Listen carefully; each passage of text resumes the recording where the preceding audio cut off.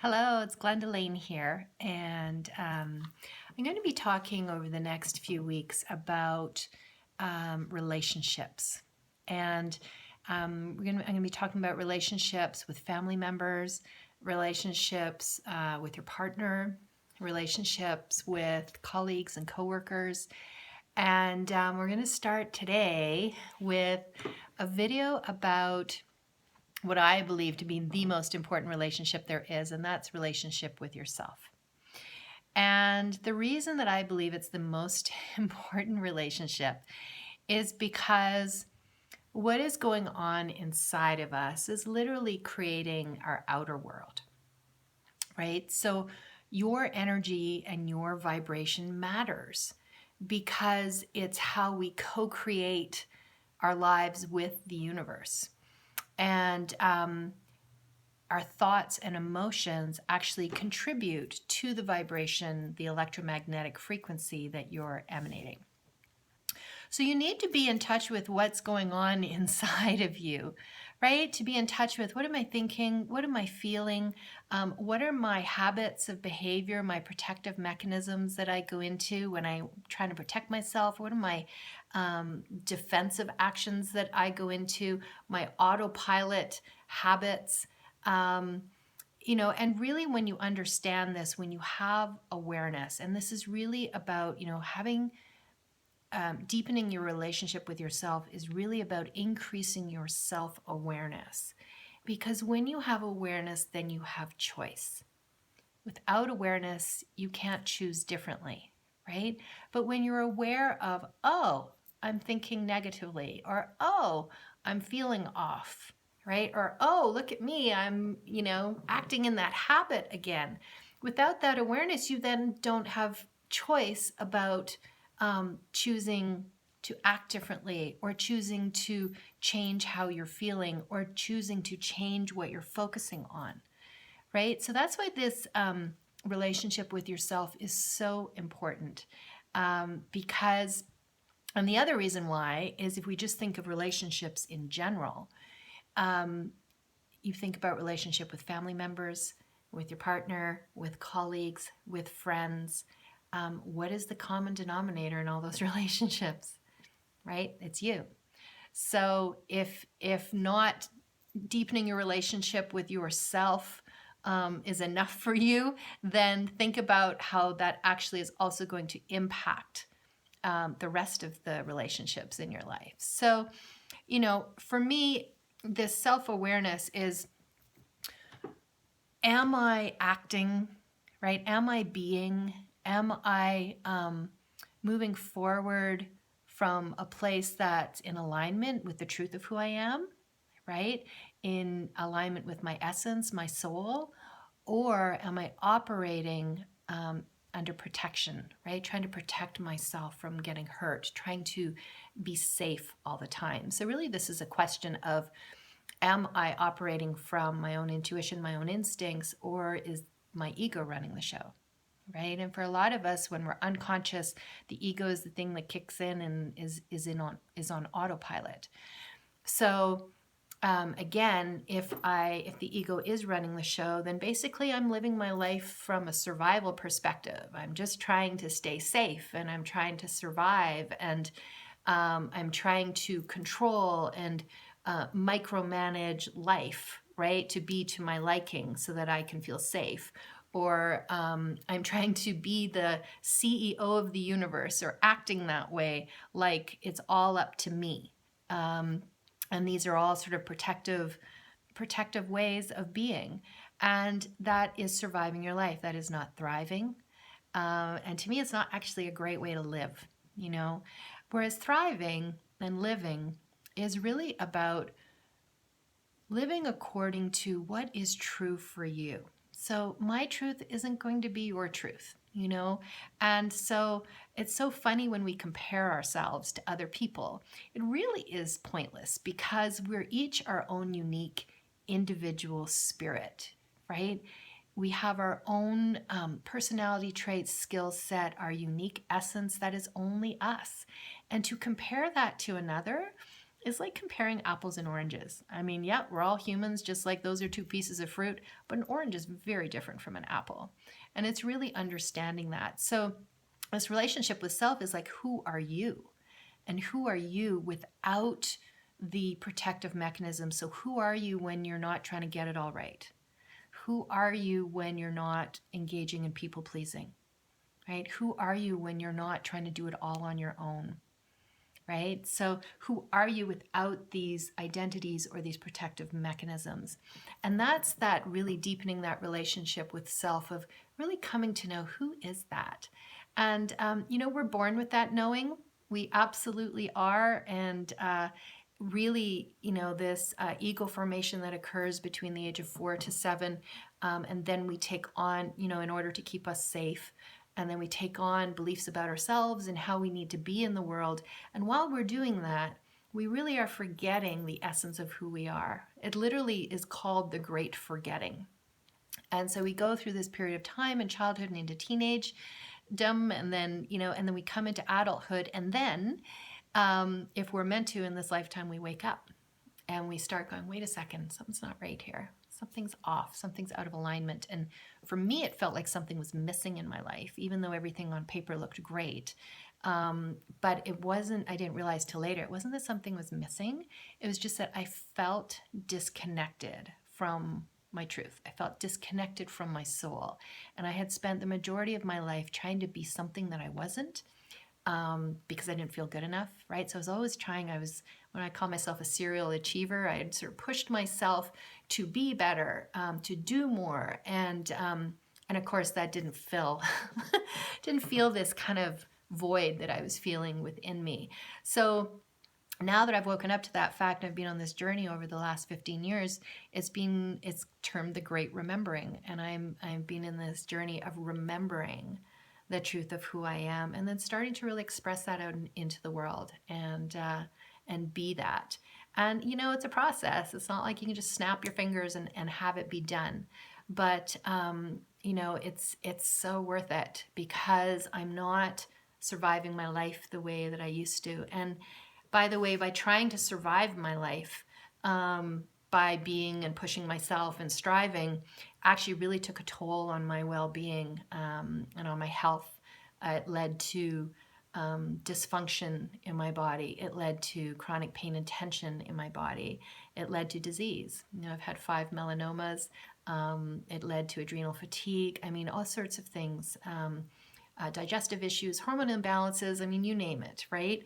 And I really just came to this point a few years back of really getting, if I just keep surviving this way, surviving my life, I'm not gonna be surviving for very long. I just had this deep knowing of continuing this way is not going to end up with a very happy outcome for me.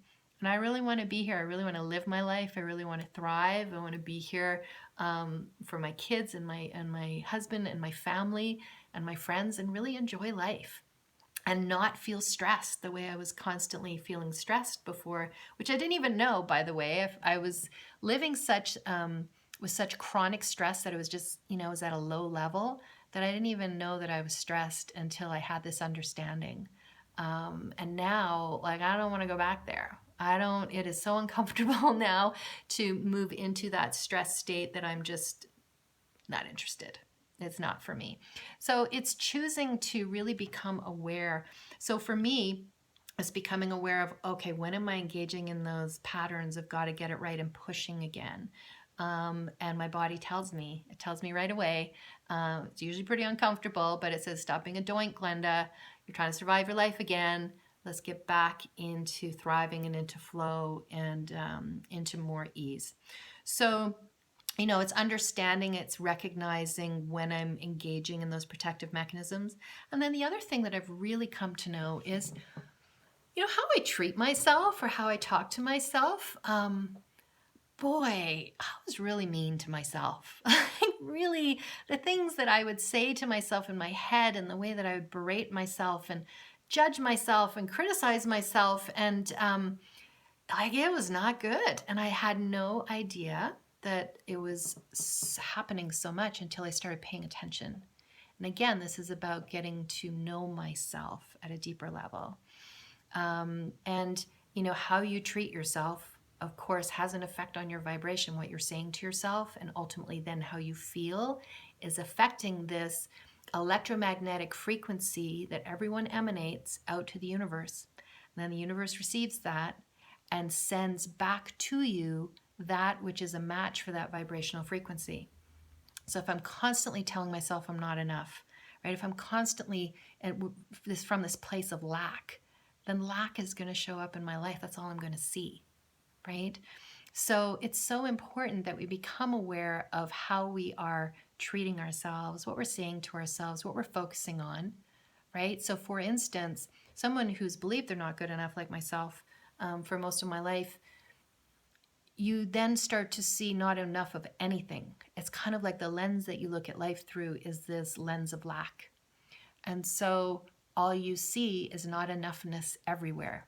You'll see not enough love. You'll see not enough money. You'll see not enough support, not enough time, right? It's kind of this not enoughness is pervasive throughout your life.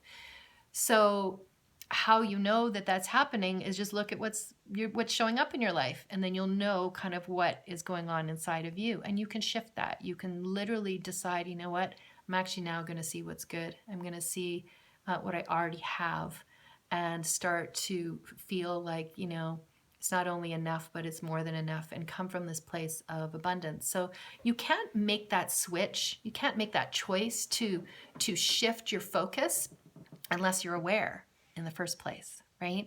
So, this idea of relationship with yourself has really been a journey for me, one of understanding, right? So understanding who I am and how I operate and how I be in the world and what my protective mechanisms and all of that. And then from there, so awareness as well. And then from there, coming to this place of acceptance, right? So that was really big for me. Again, if you believe you're not enough, coming to a place of accepting yourself exactly the way you are is a big deal, And so I moved to self-acceptance. And then I moved to self-love. And there was probably a step in between of self-like, right? Like just accepting myself to loving myself was a bit of a leap. So I think I went to self-like first, and then to self-love. And then even just as recently as this past summer, moving from self-love to self-honoring and revering who I really am. Like really viewing the essence of who I am, my spirit, my soul, as sacred, and one that I take care of, one that I honor, one that I put at the top of my priority list. Because if what is showing up in my outer world is being created by my vibration, right, by my energy, by my spirit, then that's what I need to take care of first, right? And we're kind of programmed into believing, well, that's just selfish, Glenda. That's just selfish. I call it self-full. I wish we would just get rid of the word selfish. It is filling myself up. It is honoring and revering myself and giving myself what I need, such that I can then give to the people in my life that I love, right? Such that I can give from a full tank. So it's not selfish. To me, it's imperative. It's necessary in order to give in the way that I want to, from this place of desire. And I desire to give when my tank is full. I do not desire to give when I'm depleted. And then if I'm giving from this place of having to and must and should, then I start to get resentful. I remember the day that I realized that I resented being a mom, and it just broke my heart. Broke it, because I love my kids to bits. But because I was so depleted, I was resenting anyone needing anything from me, including them. So it's not a good place to be in, and I don't recommend it. So fill your tank instead, and don't even get to that place of resentment. But that's kind of the journey that I've been on, understanding and awareness, then accepting, then loving, and then honoring and revering myself. And this is possible for everybody. You just have to choose it, and you just have to want it. And so, when you make yourself a priority, your outer world then reflects that. And I'm going to give you an example. I have one of my clients, lovely, lovely woman, and she wanted to feel less stressed and enjoy herself more, right? And she was taking the steps to make those changes. And what started to happen, it was really neat actually, is people would show up in her life and literally take things off of her plate without her asking, right? Without her having to ask for help. They would just come along and offer to do it, and off they went. And so all of a sudden she has less on her plate, more time for herself, right? More time to fill her tank. And people are helping out without having to ask. So this is what happens when you come into alignment with what is right for you, with what is true for you, is you are then being given to, when you start giving to yourself, you will start being given to by the people in your life, and the universe as well. So, that's an example of what can happen, right? When you come into alignment. So again, I just think, relationship with self is the most important. It really should be top of our list of priorities. I mean, they even say on an airplane, put your own air mask on first, right? Before you help the person sitting beside you, even if it's your child, put yours on first. Because you're not breathing, you're not able to help the person next to you. And it's kind of the same thing with how we take care of ourselves and our energy, and just start to know what our truth is. As kids, we were trained out of listening to our own instincts and intuition. We were kind of told, and this is a general statement to make, right? Not everybody, but a large majority of us were sort of led to believe that no, our own knowing is not good enough. It's hand your power away to someone who's older than you, who knows better, that has more experience, and defer to their knowing because it's greater than your own knowing. And this just isn't true, right? This isn't true. And so when you start to really develop this relationship with yourself, you are coming from, you're able to hear your own instincts, you're able to hear your own intuition, and then be able to act from that place, which is in alignment with your truth. And when you do that, that's where flow lives, right? That's where joy lives. Joy is not in surviving your life. It is not being stressed, right? That is not joyful. What is joyful is really being in alignment with what's true for you and living from that place and having ease and flow. Now, that doesn't mean that nothing goes wrong ever. It's not that, but it's understanding that there's far less struggle. I mean, when we're surviving our life, really what we're doing is we're creating our own struggle and suffering. So when we can come to realize, really differentiate between when am I surviving my life and how am I being in that state, and when am I actually thriving and really living in alignment, then we can start to notice, oops, I'm out of flow, and then coming to understand, this is what I work with my clients on, how do I get back into flow, right? So it's this awareness of when I'm out of flow, and then how do I come back in? And you do that.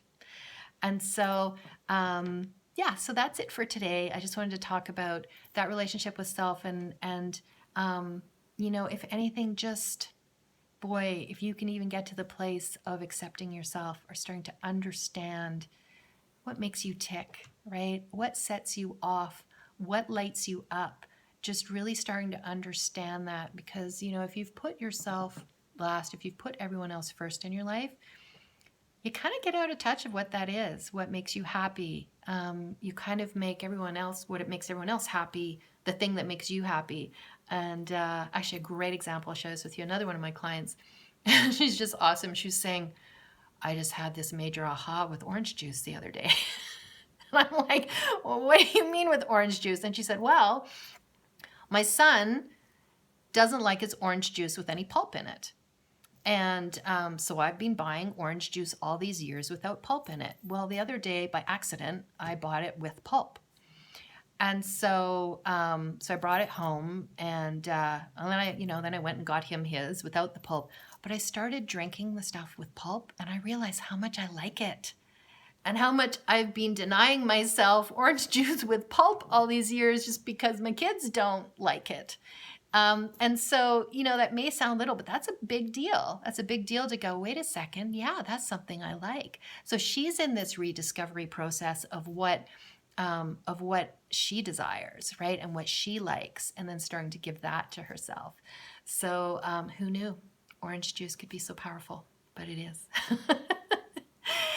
Anyway, please join me next week. So I'll be doing another video next week, and this one will be about relationships with family. And of course, it's the holiday season, right? It's Christmas time, and relationships with family can be very triggering for some. And so we're going to talk about that a little bit, and how you can navigate and perhaps have a different Christmas than you've had in the past, one with less stress and more joy for yourself. So join me next week for that. And until then, bye for now. Mwah.